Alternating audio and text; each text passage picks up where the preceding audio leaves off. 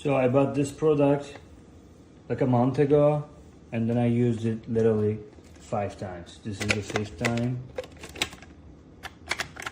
It's not working.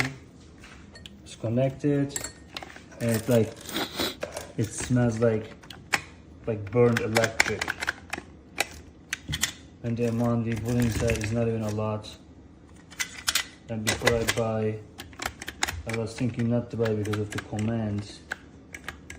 But you see, this is just like a bad product.